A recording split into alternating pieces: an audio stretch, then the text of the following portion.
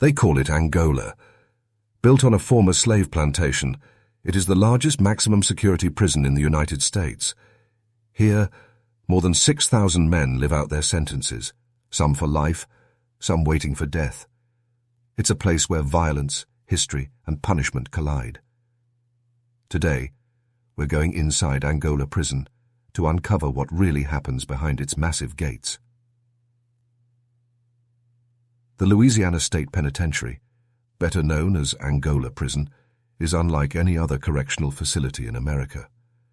Located on 18,000 acres of land in West Feliciana Parish, Louisiana, it's not just the largest maximum security prison in the country, it's one of the most notorious. The name Angola comes from the slave plantation that once occupied this very land.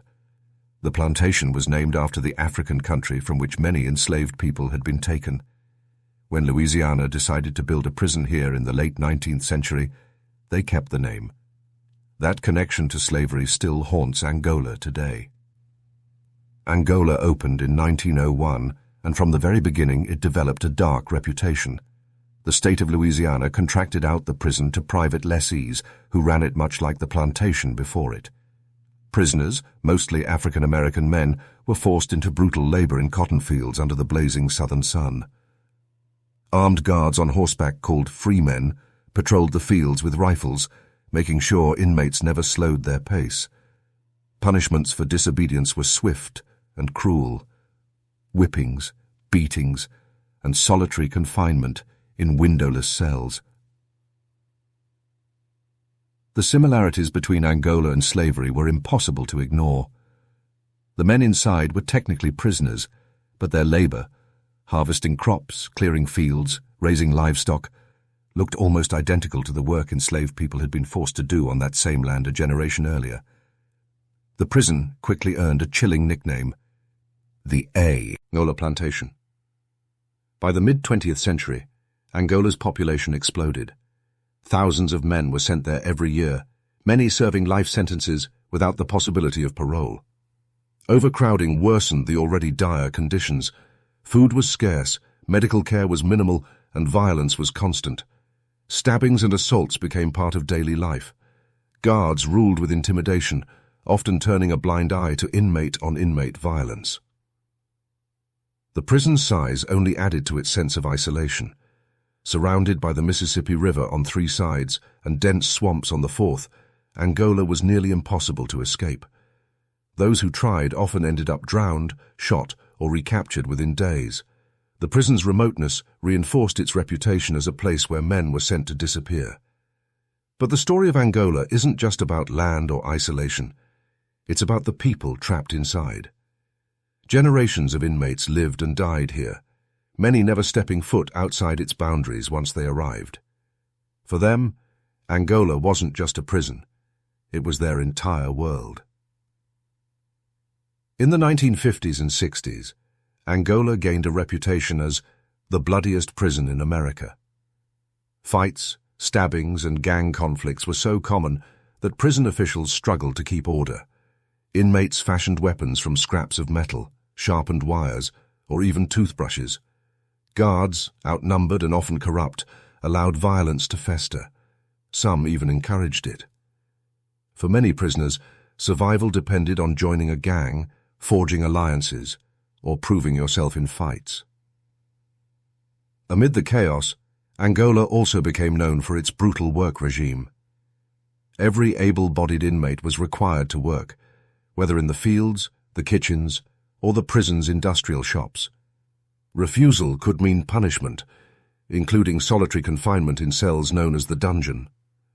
Prisoners described days of back-breaking labor in the Louisiana heat, overseen by guards armed with shotguns. The echoes of slavery were everywhere.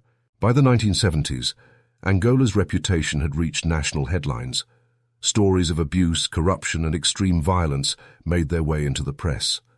Lawsuits were filed, exposing inhumane conditions and civil rights violations. Reformers called for change, but Angola seemed resistant to it. Even as lawsuits forced the prison to improve food, healthcare, and basic living conditions, violence remained a constant shadow. One of the darkest chapters in Angola's history involves the Angola Three, a group of inmates accused of killing a prison guard in 1972. They were placed in solitary confinement for decades, sparking international outcry over human rights abuses.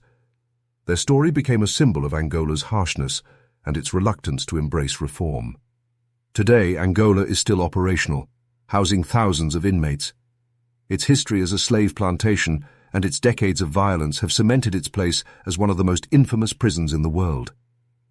But inside, life continues. Men working the fields, gangs maintaining power, guards enforcing rules, and the cycle of punishment repeating itself year after year.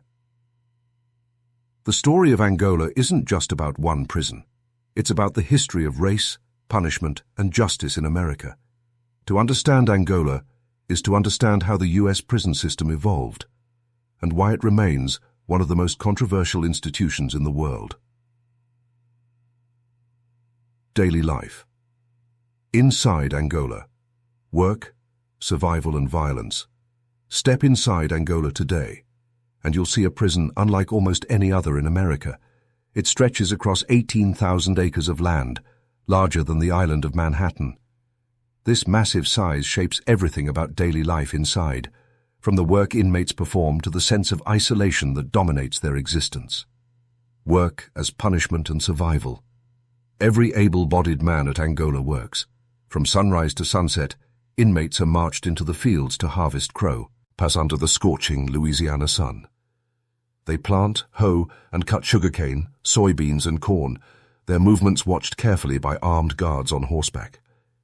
These guards, known as freemen, carry rifles and shotguns, echoing the overseers of the plantation days.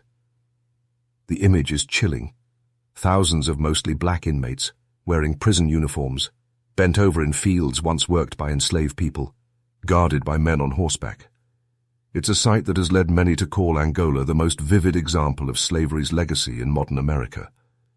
Inmates describe the field labor as grueling, with little room for error. Refuse to work, and punishment follows. Many have been sent to solitary confinement for refusing to labor in the fields. Others say they endured beatings or had privileges stripped away. For Angola's administration, work is considered rehabilitation. But for many prisoners, it's simply survival. Beyond the fields, Angola operates like a small city. Inmates work in kitchens, metal shops, and carpentry units. Some help run Angola's printing press or build furniture for state use. Others cook for thousands of inmates daily, clean dormitories, or assist in prison maintenance. Work is mandatory, and the pay is shockingly low, just a few cents an hour. Yet those few cents are often the difference between being able to buy soap, toothpaste, or a snack from the commissary, or going without. Violence in the shadows. But Angola is not just about labor. It's also about survival. With over 6,000 inmates, many serving life without parole, tensions are always high. Violence is a daily threat. Fights break out in dormitories and recreation yards. Stabbings are common, with weapons fashioned out of metal scraps, toothbrushes, or even sharpened bones. Gangs maintain control over different parts of the prison, forcing new arrivals to choose protection or risk becoming targets. For many, joining a gang isn't optional. It's the only way to survive. Prison officials have long struggled to contain Angola's violence. In the 1970s, it earned the title, the Bloodiest Prison in America. Inmate-on-inmate murders were shockingly frequent. While security has tightened since then, Angola remains dangerous. Former guards and inmates alike describe it as a place where one wrong word can lead to a knife fight, and trust is almost non-existent. The Angola Rodeo. Oddly enough, Angola is also famous for something that seems almost surreal: the Angola Prison Rodeo. Since 1965, the prison has hosted a rodeo where inmates compete in events like bull riding and convict poker, where prisoners sit at a table while a bull charges, and the last man seated wins. The rodeo attracts thousands of outside visitors who pay to watch inmates risk their lives for entertainment. Supporters say it provides inmates with an outlet, a sense of pride, and a rare chance to earn money. Critics, however, argue that it turns prisoners into spectacle, modern-day gladiators fighting for the amusement of free people. The weight of life sentences. For most of Angola's population, there is no leaving. Louisiana has one of the highest rates of life without parole sentences in America, and Angola houses the majority of them. Roughly 75% of Angola's inmates are serving life sentences. For them, Angola isn't just a prison, it's where they will live and die. This permanence creates a heavy atmosphere inside. Men enter knowing they will never walk free again. Many grow old behind bars, their bodies breaking down as they continue to work in the fields. Angola has its own hospice program, where elderly inmates care for fellow prisoners in their final days. Death is as much a part of Angola's daily life as work and violence. Survival behind bars. For those living inside Angola, survival requires adaptation. Some focus on work, trying to stay out of trouble. Others lean on religion, attending services in the prison's multiple chapels. Still others pour their energy into art, music, or writing. Angola has inmate bands, art programs, and even a magazine produced by prisoners. But no matter the outlet, the reality remains. Angola is a place built on control, punishment, and survival. Its size, its history, and its culture combine to make it one of the most infamous prisons in the world. Angola Prison is more than just America's largest maximum security prison. It is a mirror, reflecting the country's deepest struggles with race, punishment, and justice. Built on the land of a former slave plantation, it continues to raise questions about how much has really changed. For the thousands of men inside, Angola is not just a sentence. It's a life. It's a world where work, violence, and survival never end. And it leaves us asking the same question every time. Is this justice? Or something far more troubling?